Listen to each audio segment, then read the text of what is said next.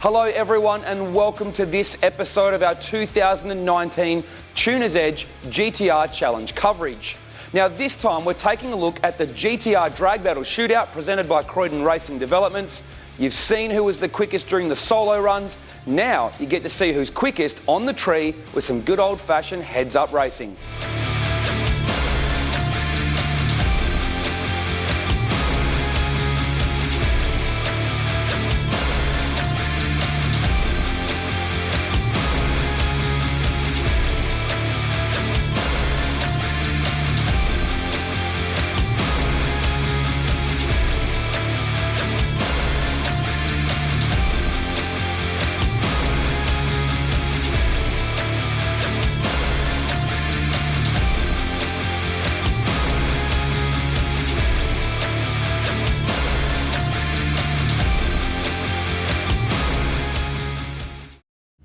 A mixed bag of experience amongst our competitors this year at the drag strip, some with very little, some with a lot.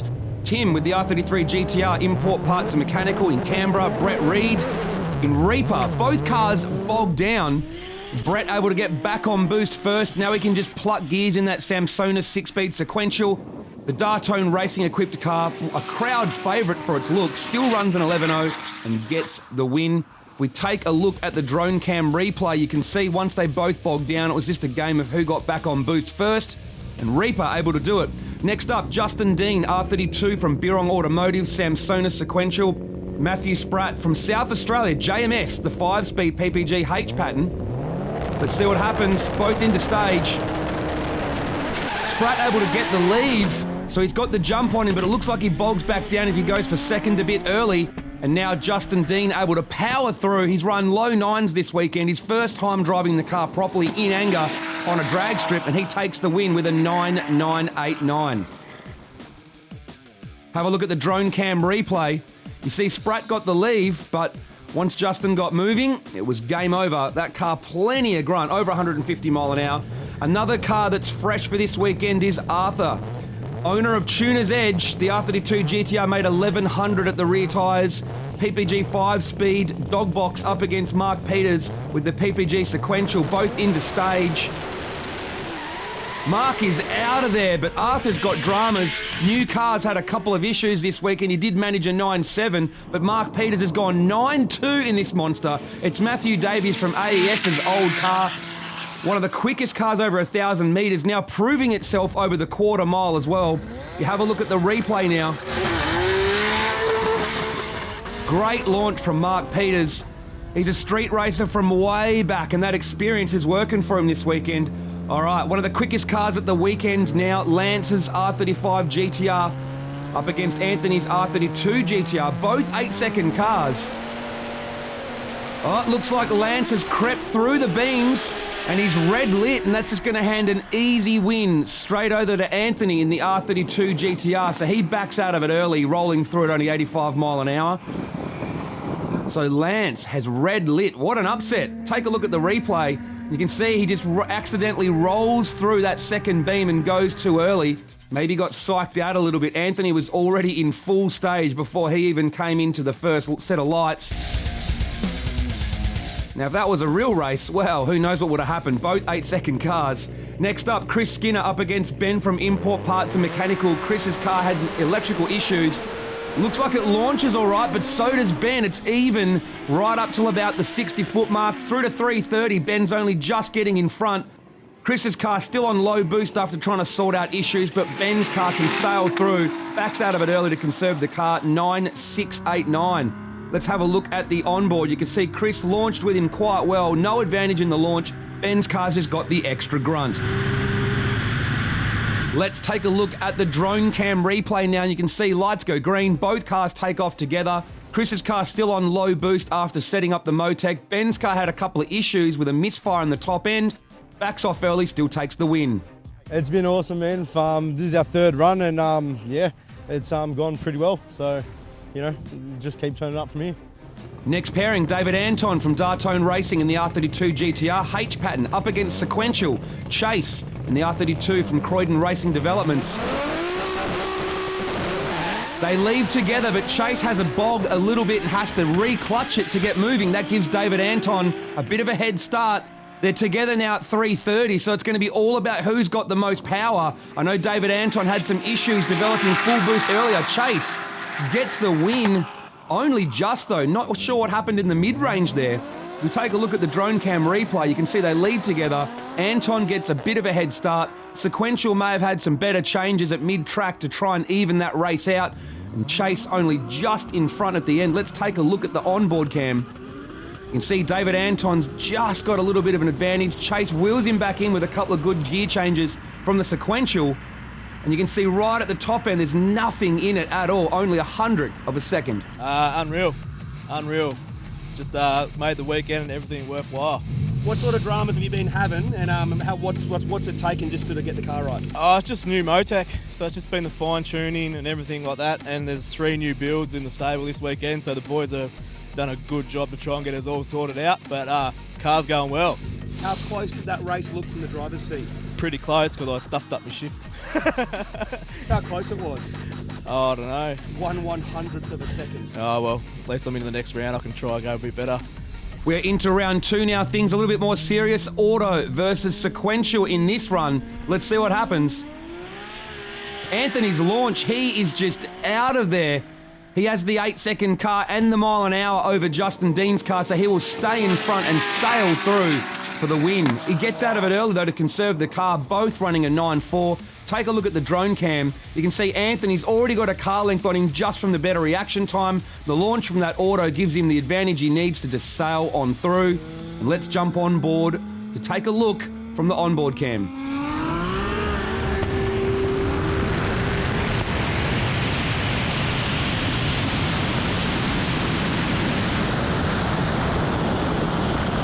Took off pretty well, and we got him pretty good, and I backed off halfway, or probably 3/4 way down the track, just to save it for the next run.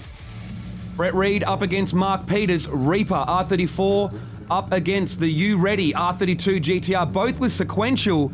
Now Brett Reed's at the disadvantage here. He's got regular old street tyres on up against Mark's drag radials, something you need here at Cootamundra.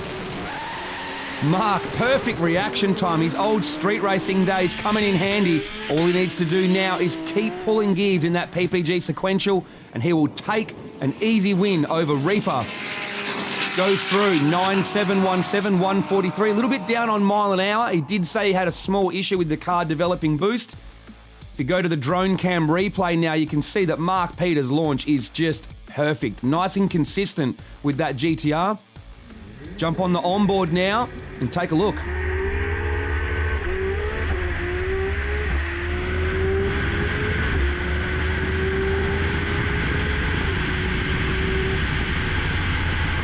You've been out of the game for a little bit, but you're back. I reckon those old street racing days probably helped you there, right? Mate, old dog never loses tricks, mate, you know. It's been 12 years, but still enjoy it. Just got out of the game for a bit. Good to be back. Chase in the CRD R32 GT up against Ben in the import parts and mechanical R32. Manual versus auto, both fresh builds for this weekend. Ben into stage.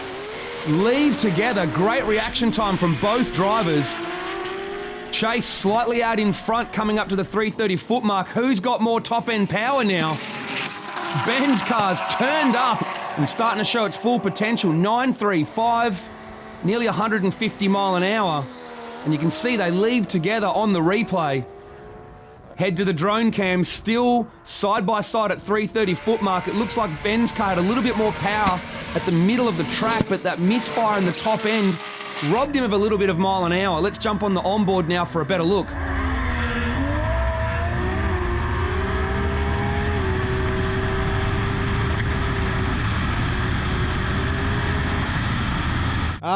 Because all morning we've had problems, and now we've done our 4th run and we're taking out most cars. How quick do you reckon that was? I actually don't know. Wouldn't have a clue. 9.3, buddy. Mad. Awesome. We're getting there. We're getting there. That's it, buddy. Cheers. Semi-finals now. Mark Peters, manual, sequential, up against Anthony in the Turbo 400 equipped R32. 9-second manual, 8-second auto. What's going to happen? Lights go green and Mark Peters is out of there. Anthony left sitting at the line, not sure what happened, not sure if it's a problem.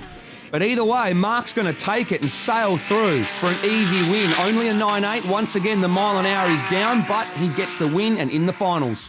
All right, you're not going to believe this. It's not only is that a massive upset that a manual took out an auto, but you just literally probably ran the best reaction time ever, mate. You cut an 0.003 reaction. Oh, wow. Pretty good. Happy with that. Couldn't ask for much better. Mate, that's like old school street racing days. Never forget it, mate. Never forget it. Love it. It's good to be back. Ben now taking a bye run in the semi-final, so guaranteed spot in the final. Pretty good for a fresh car. It's gone 9.3 already after having a bunch of issues they tried to sort out that had never even been driven in anger till this weekend, so they're doing pretty well. Yeah, I'm pretty good, man. It's, car's got a little bit of missing problem, but, you know, we're going to turn it back down to the last run and see how it goes. Mate, you're up against a manual, so it's manual versus Wow. 2.8 versus 3.2. Yeah. What do you think? Hey, it could be anyone's game, man. You don't know, honestly. You don't know. Finals time for the Tuner's Edge GTR Challenge Drag Battle Shootout presented by Croydon Racing Developments. Manual versus auto, 2.6 block versus 3 litre block, New South Wales versus ACT. All types of great battles going on here. Both into stage now. Let's see what happens.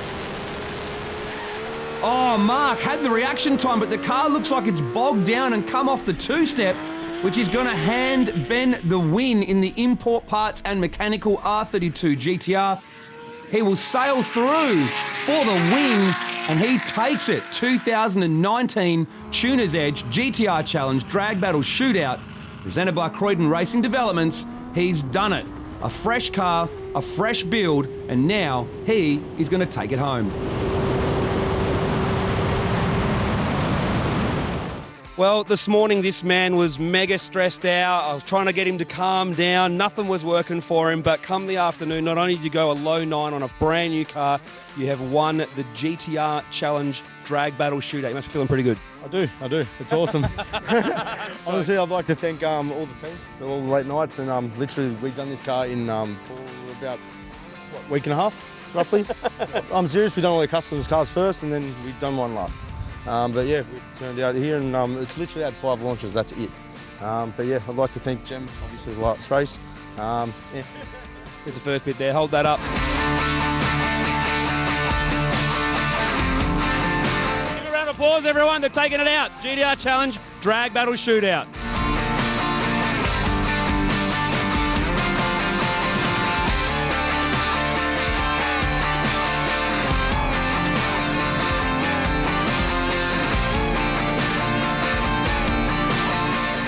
Well done to Ben and the import parts and mechanical team from Canberra. A great job for the car's very first outing. Word is the car's been sorted out and is back bigger and better, ready for Runway Thrash and GTR Festival later in the year.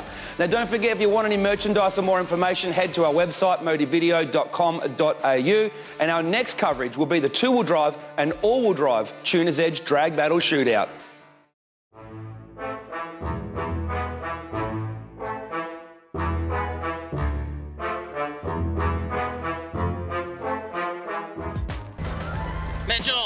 Mitchell!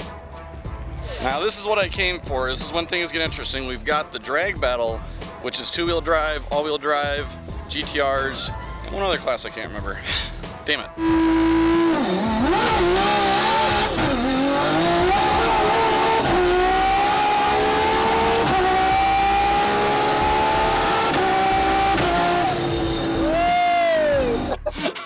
I'm like, he's gonna lift. He's gonna lift. No. Never lift, mate. Never lift.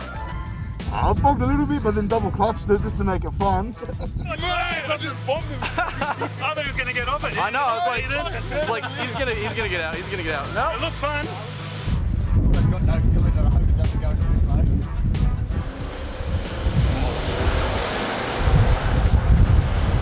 motion. They're yelling at each other.